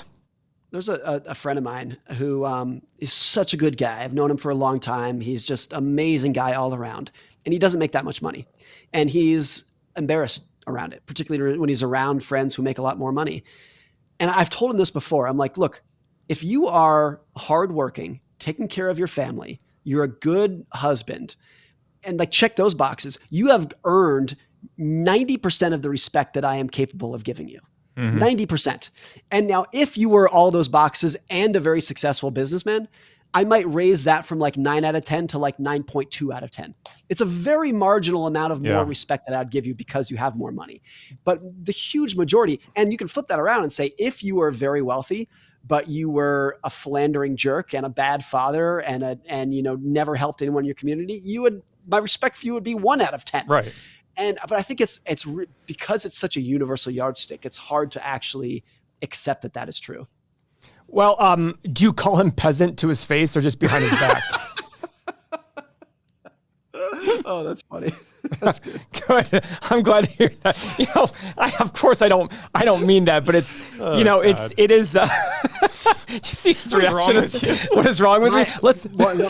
My 14-year-old nephew says that he's 13. I think he's still in junior high. He says everyone in junior high is split up between peasants and serfs. And they'll be like, no, like you're a peasant, you go stand over there. And part of me laughed, but part of me was like, God, that's actually terrible. It is terrible. That young. And hence my comment before that my fiance says I'm either 13 or 80. That's the 13-year-old in me calling you. Going back to the Turner quote, though, I think it's even more prevalent in today's society because, like, when I go to high schools and talk to the kids, all they want to do is be wealthy. Yeah, that's it. But I think a lot of it stems from social media. They all see it. It's not social media. We had it when we were younger, too. But they see it more, and they see it all the time, and it's like pounded down their face. Of course. You know, and it's fun. Yeah, go ahead, Morgan. No, I mean, I of course I was like that too. I think you guys were too. Yeah, we all saw it, but it wasn't 24/7 in our face. It's natural too. So when you see a 19-year-old wanting that, I'm like, look, I understand why you think that. I'm not even going to criticize you. Yeah. But I can almost guarantee you that when you're 35, you're going to think it'll change. Yes. But that's fine. But there's no, like, I would never want to preach to a bunch of 19-year-olds that you should not chase money. Definitely. Because I think it's just inevitable. It's just inevitable. I mean, what they're going to actually want probably is like to be a good spouse, to be a good parent. Now, money does play a role in that as well. Of course, you want to be a good provider. Mm-hmm. And it's not that you're obsessed with money, but I want to provide my wife and kids the best life possible. Mm-hmm. A lot of which, not all of which, but a lot of which is going to require money to live in the good neighborhood, send them to good schools, whatever it would be. So it's not that money doesn't play a role. It's just so much lower on the list of what's important than a lot of things that you would imagine when you're young. Yeah, but I don't actually agree with you on the one statement you're making. I think it's because of you and the people you probably hang out with. I still think the vast majority of people have the bad relationship with money. It's just that as you grow and mature and have a better relationship, you tend to surround yourself. Like I look at all the wealthy people I know and the ones I'm closest to all have a great relationship with money. It's not coincidental. I think it's because we all just don't like other people who don't have a great relationship. Now, behind closed doors, Mo and I make jokes. I'll make jokes all the time here that I would never, ever say because I don't believe them. I just do it for react. Like here, me asking you, all the things I've said to you, I say it to get a reaction out of people. My fiance always warns, like when we go to meet people, she'll say, okay, Paul, this is where you have to behave. They can't see the real side of you yet. Just behave. Don't make the jokes. So I don't know. I don't agree that. I think the vast majority of people will still look at money as the be all and end all for a very large portion of their life. And then a smaller percentage will probably sit there and say like, but you know what? I also do buy into, Morgan, you have money. I have money. Mo has money. It's easy for us to say, yeah, it doesn't matter as much. And I think that's a reality that a lot of rich people have to start realizing, that it's easy to say it when you've experienced it and seen both sides. But when you've struggled to pay your bills, I don't think you're going to listen much to, as people say, I agree with that. Money makes you happier, but it won't make you happy. And I'm a true believer in that. Like the happiness I have, that I don't have the stress of going, how am I going to make my mortgage payment this month? How am I going to pay my car note? What happens if a recession hits? If a recession hits, I'm going to do better in life financially. Yeah. That's a luxury that I really, truly love, that I don't care how much I tell the average factory worker who might lose a job because manufacturing has plummeted. They're not going to give an F about that statement. In fact, they're probably going to hate me more because of that statement. Yeah, no, I agree with every word that you just said, that if you are the kind of person, and of course there are tens of millions of them who are struggling to pay your bills, particularly if you have a family to support, then it can be torturous to your soul to not have that money. And in that situation, money can and will and would completely and utterly change your life for the better. If there is any like follow-up to that, I would say, I think a lot of the reason is because you have this desire to be a good provider, a good parent, a good spouse. And if you're unable to do that, then what's actually grating at your soul is not that you don't have enough money. It's that not having enough money prevents you from being a good parent or a good spouse. And that's what's actually grating away at you. So something I'm going to get into in a little bit. My view on leaving money to kids has changed significantly in the last 20 years. What's your view on that? So let's say Morgan Housel, this is book number 2 of 20, and you're going to become the John Grisham of the behavioral finance world. And all of a sudden you sell 200 million copies of your books in your lifetime, and you die with a couple $100 million. Are your kids seeing it, or are you donating it away, or what's your plan? I know this is kind of like, this is not a perfect answer, but I think it is so kid specific. And I always use the example of, it's a good answer. It's a great answer. If Mark Zuckerberg or Steve Jobs or Bill Gates inherited $1 billion at 18, it would not have slowed them down at all. Oh, no, it would have slowed them down at all. They were so ambitious and motivated by creating a company. I mean, Mark Zuckerberg was offered $1 billion cash for Facebook when he was 21. And he said, absolutely not. No way. He was not motivated by the money. He was motivated on building the business. That is a very unique mindset. Oh, interesting. Though. If 18-year-old Morgan inherited $1 billion, forget about it. I would have been. We wouldn't have these books. It would have been a disaster. And I think most people need to be motivated by the fear of not making it, by the fear of being left behind. And there's nothing else that's going to motivate you more than that.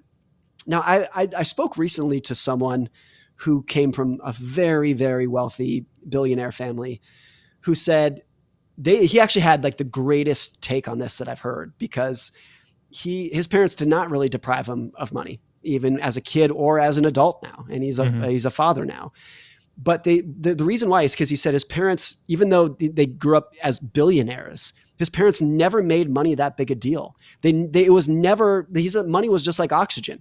It was really important, but you don't wake up every morning and you're like, oh, we have so much oxygen. It's always there in abundance, in unlimited amounts, but you never think that much of it. And he said it gets dangerous when you grow up in a household where parents who even inadvertently tell you as a children, nothing matters more in your life than your net worth. Nothing matters more in your life than how big your house is. Those are the kids who grew up spoiled and broken. But even if you are raised in a giant house and fly on private jets, if your parents are never actually telling you that this is how you should value yourself, or this is how you should value other people, and even implicitly saying that people who are not flying in a private jet are lesser people than you, if you're not doing that, then his point was the kids can actually grow up to be very well-balanced people, even if they grew up with outrageous material success and continue that into adulthood. So that to me, I think it's so my kids are 4 and 8. So we really don't have any of these conversations or issues, but yeah, my wife and I do think about it. And there's a great Buffett quote where he said, leave your kids enough money so that they can do anything, but not so much money that they could do nothing. And that's like, I think that's a tough balance. Even if you're not a cent a billionaire leaving money, I think even with a moderate amount of money, that's a thing for your kids. I knew when I was, 20 years old, that my parents would never let me fall on my face. I was never going to be homeless. I was never going to go hungry. I would always have health insurance. And if I got fired and I needed help, they would help me. But they never would just say, here's money. Just like go have a good life. I've worked full time since I've been 17. But I think knowing that safety net was there was enormously helpful for me, because it let me take risks that I probably wouldn't have otherwise, knowing it was there. Mm-hmm. So I think there is a way to use your resources to give your kids a better life without just literally just cutting them a check and saying, go have fun. And I've often thought too, that maybe if there's some balance, if you have considerable means and you can pull this off, like what if, and I say what if, because I don't know if this is the right thing. What if you bought your children a house, but you said, that's it. You still have to go work and support your family if you want to eat and go on vacations and buy cars and whatnot. But this giant thing that most people will spend 20 years working full time to pay off, we're just going to start you on third base and give you that. But you still have to work after that. We're not going to give you anything else but that. That I think is interesting. There's a really good book called Die with Zero, which one of the ideas in the book is, if you're going to leave money to your kids, give it to them when they need it, in their 30s and 40s. Don't make them wait until you die when they're in their 60s or 70s, and then they can get the money. Give it to them when they need it, when they're young and raising kids, and the money's going to actually make a difference. And so my wife and I think about that a lot too, of this, like, do we want to leave our kids a fortune? Absolutely not. Never in a million years. We want them to earn their own way. But do we want to use our money to provide a very big safety net, if not even take something enormous off the table, like a house purchase? That's something I'm open to, but I don't know if I've actually settled on what we'll actually do. Good answer. Well, so it's funny you mentioned that, because my belief used to be leave my heirs everything. Well, we're not going to have kids because we have a grandchild now. I mean, all my fiance's kids are 25, 30, and 34. And then my brother has 3 kids. Along those lines, I've always said, at first it was exactly what you said. We'll buy a house. And now I thought to myself, you know what? I also believe in the Charlie Munger quote of show me somebody's incentives, I'll show you the behavior. Then my father, when we were younger, said he was going to do this for us. He never did. He was actually more generous. But I sat there and said, I want my heirs to save money. So I thought, hey, whatever you save, I'll match. It's kind of like my way of saying, listen, if you save, I'll match. I want to buy you a house. You'll never have no health insurance. So I've gravitated towards, instead of giving you a check that's huge, listen, I'm going to pay for your house, but our trust is going to own it, because I also don't want them to get into debt and all of a sudden the house is liened and they don't have it, blah, blah, blah. But you'll always have a house. You always have health insurance. Your education will be paid for, and we will match your retirement dollars. At the end of the day, I don't look at that as spoiling. Now, the question is, how much of a house? You're in Seattle. I live in Cleveland. If my kid says, hey, my heir says I want to live in LA, well, I'm not going to buy you an LA house, because I think that's just absurd. You don't need, my cousins live in LA and they just sold a 1,400 square foot apartment for $1.5 million. You know what you could live for in Cleveland, Ohio, on $1.5 million? At that point, you've got servants, you've got everything. Listen, it's just absurd. So that's the reason I bring it up, because I used to believe you make your money so you can leave your kids absurd money. And now I'm like, yeah, but I don't need them to be me. The hardest part is I feel like people think that Bill Gates' kids are Bill Gates. It's like they're not Bill Gates. They will never be Bill Gates, even though they grew up with them. They have his genes. They're not going to be Bill Gates. But does that mean they're a failure if they're not? No. Right. And I think what's hard too is that I mentioned that billionaire family that really raised their kids right. For every one of those stories, there are 20 stories where the kids grew up to probably more than that. Probably more than 20. Yeah. Annoying, just annoying little brats who have no connection to reality. And I think it's like that's the path of least resistance. If you have money, is that your kids are going to end up like that. It's very natural to say, I want to use my resources to raise good kids. And the line between raising good kids and raising spoiled kids is very thin. And usually it's only known in hindsight. You can only see it in hindsight where you're like, oh, I was trying to do the right thing, but now my kid is so unbalanced and detached from the real world. So it's very difficult to do. When your parents said we can't afford that, when did you realize they were just compulsive liars?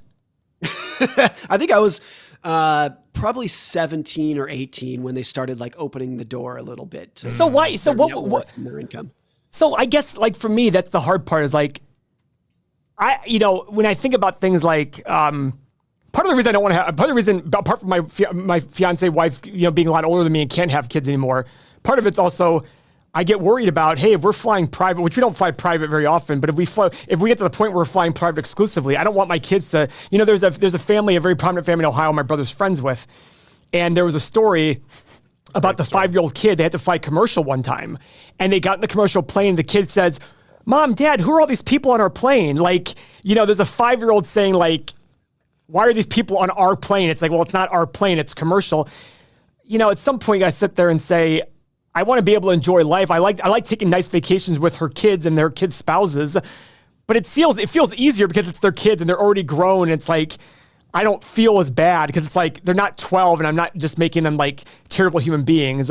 There's a lot of gratitude there. Like, hey, Paul, thank you very much for this trip. We appreciate it. I don't know. That's the hard thing of like.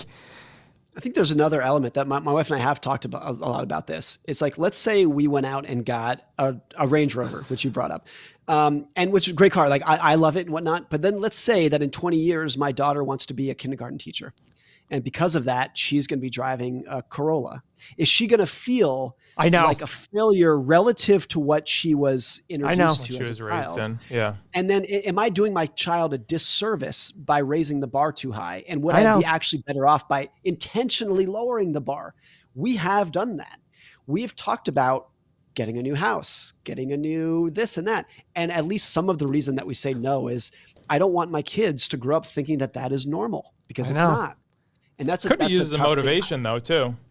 But they don't need the motivation. I think that's true. I think the motivation is natural. Your motivation to get ahead in life is just caveman in your bones to get ahead. Yeah, but what is much more likely is that, particularly if you're a parent that has, you think some sort of like outsized success, that you're going to set your child's expectations relative to that. And then even if the child is successful, they're going to think, yeah, but as a child, I grew up in a bigger house with nicer cars. And like that. Well, but it goes back to your other point. If you have the right conversations ahead of time, like, hey, kids, we have a Range Rover because we can afford it. But if we couldn't afford it, we'd have another car that was still a nice car, but we can't. That's the hard part, is like, how do you balance that? Because I know wealthy people whose kids do very average things and live in podunk apartments, and they don't care because, like, the quote you said earlier was exactly the one I'm speaking of specifically. He said, Paul, money just never came up. They're worth $10 million, which is a lot of money. But the kid wants to be a personal trainer, and he drives essentially a Honda, a core. It's like because it doesn't matter to him. He's like, even though he grew up in a 5,000 square foot home, parents drove nice cars. The father said to me, we just never made money an issue with us, so they never really thought like, I think the same thing. Like, well, wait, I grew up with Range Rovers. Now I have a Corolla. Am I not successful because of that? That's the hard, because it goes back to the whole thing of, are you successful because of how much money you make, or because you did really well in the field you're in? Because I've always said to my fiance, and my brother too, my brother's got 3 girls. If they want to become kindergarten teachers, the reality is they will never be able to afford the lifestyle that we've given them. They've got to be comfortable with that. And that's part of the upbringing. How do you make them comfortable with saying, all right, or they just sit there and say, Mom and Dad buy you a nice house, and you're very grateful for that, saying, hey, thanks very much. I appreciate it because I chose to become a kid. Because I don't want my heirs to go, well, I got to go make a lot of money because I want to get that, because I want to make sure that I get that nice check in retirement or whatever it is. It's just, that's the balancing act of, where do you balance the, I want more versus it's okay to have less because you're not any less of a person. That comes from the home, right?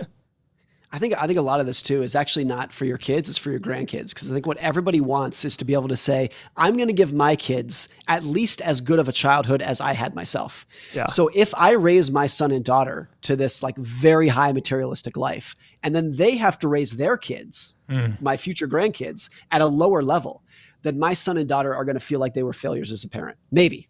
And so I think that's one of the things that we try to avoid, and that we have actually gone out of our way to be like, no, like we maybe have aspirations to live in that house or drive that car, but I think it would hurt our kids.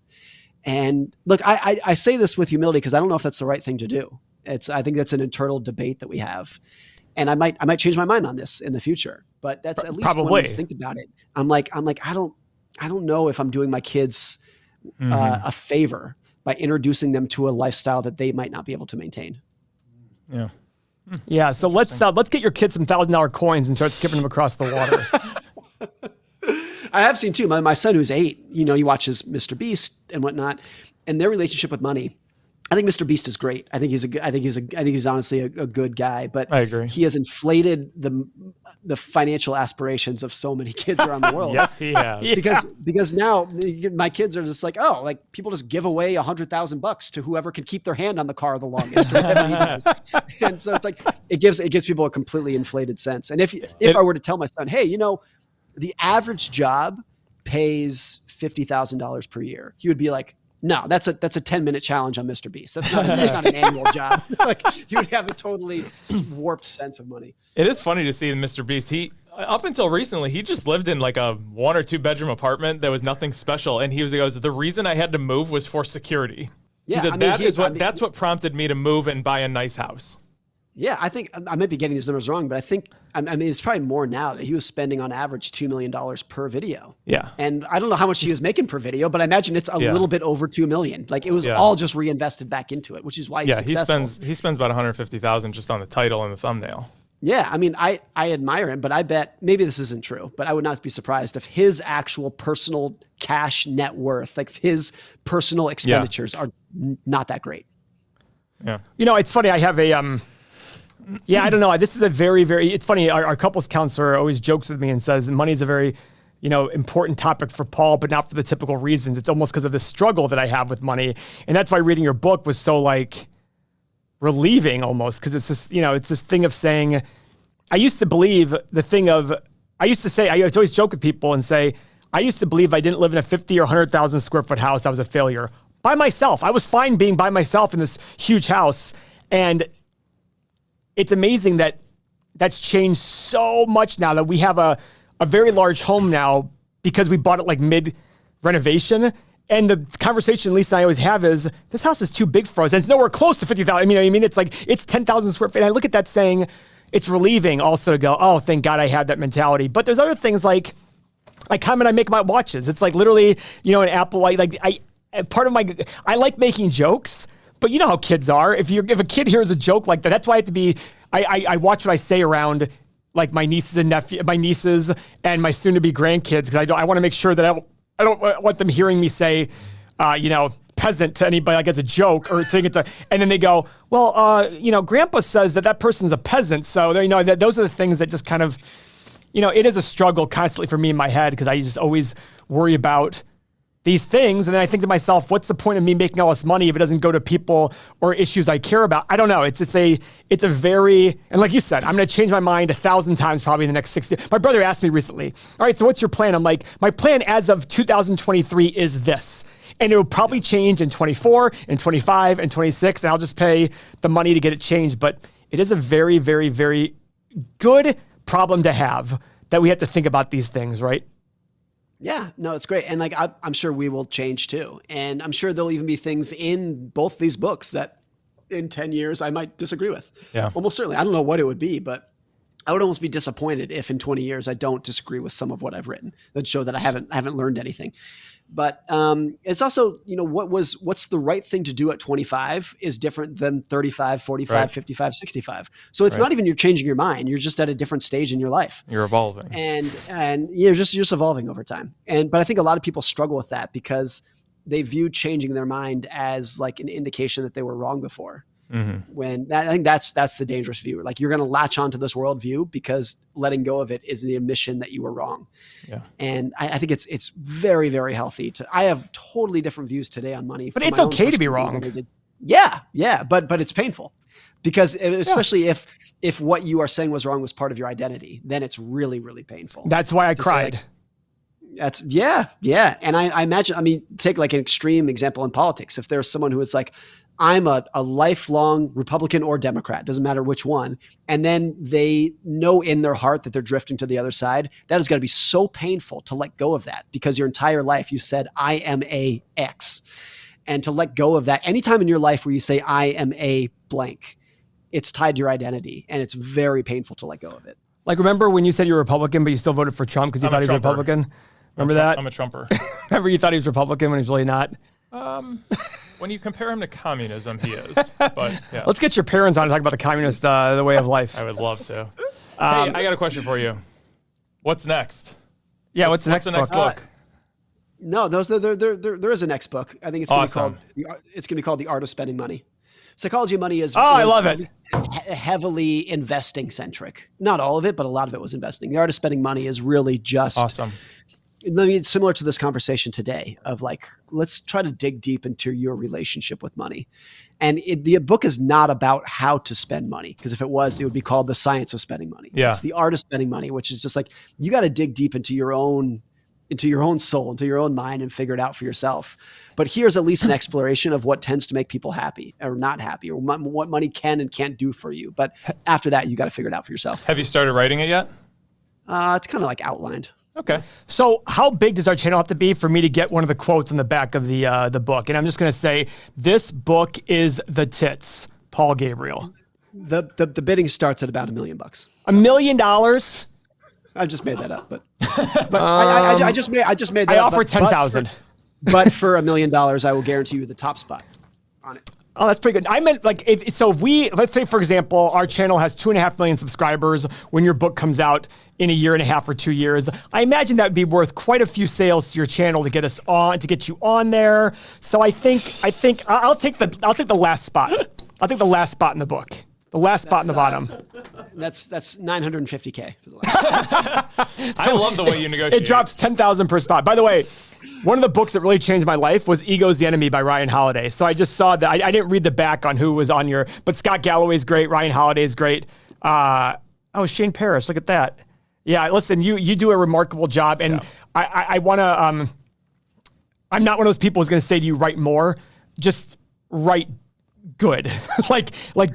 No, I mean the sense of, keep up the same quality. Keep up the same quality. Like, I know you will based on what I hear about you right now. And I don't mean that as a, like, oh, I'm here to give you advice, because I'm an idiot. So why would you, I don't know anything about writing, but I look at it as, a lot of people think more is better. And I just look at this thinking to myself, like, I love John Grisham. I think he's a phenomenal writer. I've read every one of his books, and there's not a single one where I've sat there and said, why the F did he write this? Like, I literally love every single one. And it's like, but I can't believe he's written like 30 books, whatever the number is. He's written a certain number of books, but that's where I look at this thinking to myself, man, you do a good job of writing. Doing a great job. You do a really, really good job writing. And oh wait, there's a guy in the front, Derek Thompson. Yeah, you're not getting that spot. I want the front.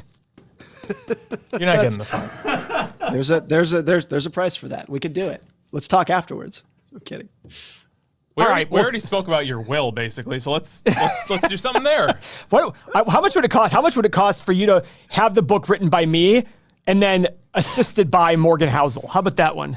How much is that going to cost me? That's priceless. Priceless.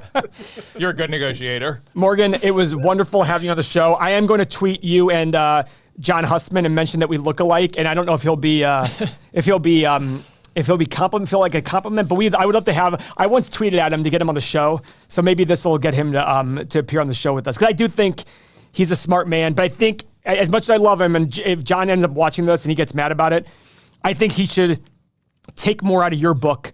He does great job of inserting like great analogies, but then he's got a lot of dry like numbers, and it's like he has so much good content. I look at it going like, you have the great balance of. Actually, you don't even talk about numbers that much, but your way of talking about the stories and the lessons learned in that are just phenomenal. Yeah. Well, thank you. Appreciate it. It was been fun, guys. Thanks. Yeah, everybody buys same as ever. Morgan gives us $12 for every book he sells from our from Amazon. So I'm just kidding. We get $0. Coming full circle to the maturity level. This has been fun.